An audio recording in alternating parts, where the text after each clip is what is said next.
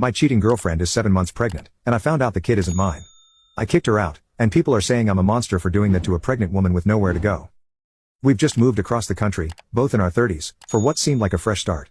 I've been offered a well-paying job in a city with a lower cost of living and a good reputation for raising families. It all seemed perfect, especially since she's 7 months pregnant. I was still wrapping my head around that part. She told me she was expecting a few months ago, which shocked me since we'd been careful. But after the surprise wore off, I was thrilled. I had just finished paying off my house, our finances were solid, and I had a promising career ahead. It felt like the universe was aligning just right. But lately, she's been distant. At first, I chalked it up to pregnancy hormones, so I tried to give her space, reassuring myself it was just part of the process. Then, during breakfast, she was quieter than usual, barely touching her food and avoiding my gaze. I asked if something was wrong, only for her to snap at me, saying she didn't owe me answers to everything. Her words stung, but I let it go since I was running late for work. Around noon, I got a text asking if I could come home early because she needed to talk. She insisted it couldn't wait until the end of the day. I felt a knot in my stomach. This didn't sound like the woman I'd moved across the country with. I wrapped up my work, cleared it with my boss, and even picked up sandwiches on the way, hoping to make whatever this conversation was a little easier. When I got home, I noticed her eyes were red and swollen, as if she'd been crying. I barely had a chance to put the food down before she dropped the bombshell. While I'd been pulling 14-hour days at the lab, she'd met someone else on a night out with work friends. She didn't sugarcoat it, they'd slept together, not just once but several times over a couple of weeks. Her reasoning was that I wasn't around enough, was always tired, and she needed someone's attention. She said the guy had told her he was using ultra-thin condoms, and she didn't realize the truth until afterward. The timeline matched, and suddenly my excitement about becoming a father turned into sickening dread. My anger flared, and without thinking, I threw her sandwich in the trash. I couldn't even look at her.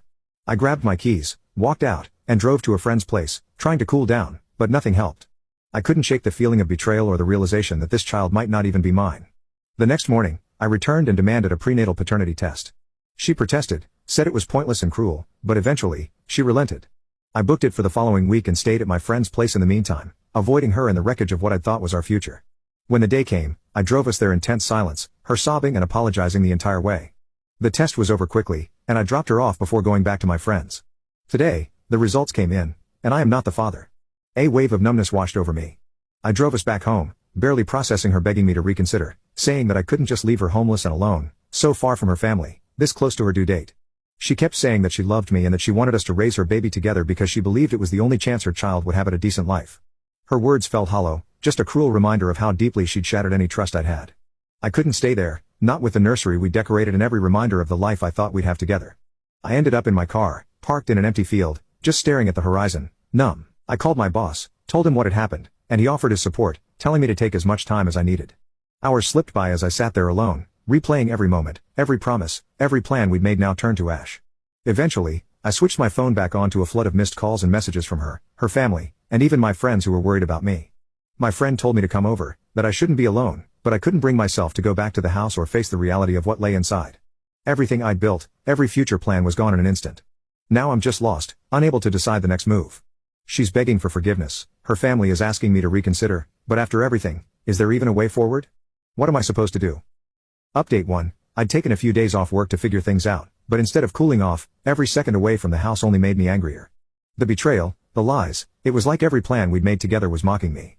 If that wasn't enough, her family started pestering me nonstop, begging me to forgive her, saying she was just scared and made a mistake, that stress can make you do crazy things. They were blowing up my phone, guilt-tripping me, and insisting I shouldn't abandon her and her child in a city they barely knew. Well, I couldn't take it anymore. I went back to the house, determined to settle this once and for all.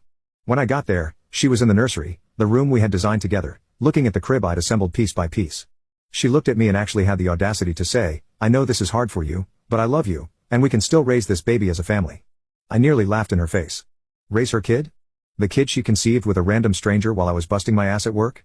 I told her bluntly that any shred of family died the moment she decided to go to someone else's bed. She started sobbing, pulling out every card in the book, saying she didn't know what to do and that I was being heartless, like I was the villain here. Then she dropped another bombshell. She hadn't actually cut contact with the guy. She said, "I just needed someone to talk to after you left." She admitted he'd been texting her nonstop, still trying to be there for her and the baby. She tried to spin it like she was the victim in all this, that she needed comfort. I couldn't believe what I was hearing. This wasn't just a mistake, this was an ongoing betrayal, and she was acting like I was crazy for not being understanding. As if on cue, my phone buzzed, a message from her mother: "You should be ashamed of yourself, abandoning a pregnant woman and your own child like this." My own child. She'd gone and told her entire family that the baby was mine, making me out to be some deadbeat walking away from his responsibilities. Now her entire family was dragging my name through the mud. I called her out on it right there, and she just stammered, saying she needed support and that they wouldn't understand if they knew the truth. I was furious and told her she had exactly 24 hours to pack her things and get out of my house, and that if she so much as tried to contact me or my family again, I'd get a restraining order. She tried to keep crying, clinging to me, telling me she had nowhere else to go, that she'd do anything if I just stayed. But I was done. I was done being the fool, done pretending that we could somehow sweep this under the rug and play happy family.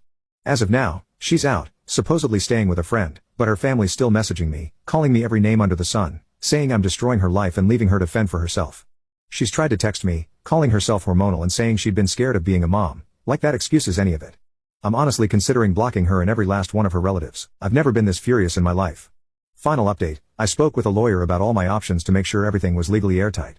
I wanted to confirm I had the right to kick her out and also asked about sending cease and desist letters to her family for smearing my name online. We even arranged to send them copies of the paternity test to shut down any doubt about the situation. The morning after it all went down, I went over to the place she was staying, bringing my friend along for backup.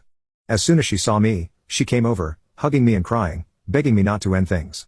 I kept my stance that she needed to leave. I handed her a plane ticket I'd bought and told her to gather her things so I could drop her off at the airport.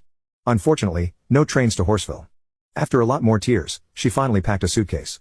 I loaded it into the car, and we drove to the airport with my friend, who stayed as a witness, because, let's be real, you can never be too careful. Once we got there, she sat down, still crying but calming down a bit since there were other people around. Then she hit me with, "What am I supposed to do now? Jobless, homeless, and a single mother." I almost said, "That's Zach's problem, not mine," but instead, I told her to go find the father, wished her well, and left. Her family has since called to apologize and asked me to reconsider. I declined, and they wished me well. For now, I'm just focusing on work, trying to catch up and move forward. Thanks for all the messages and support.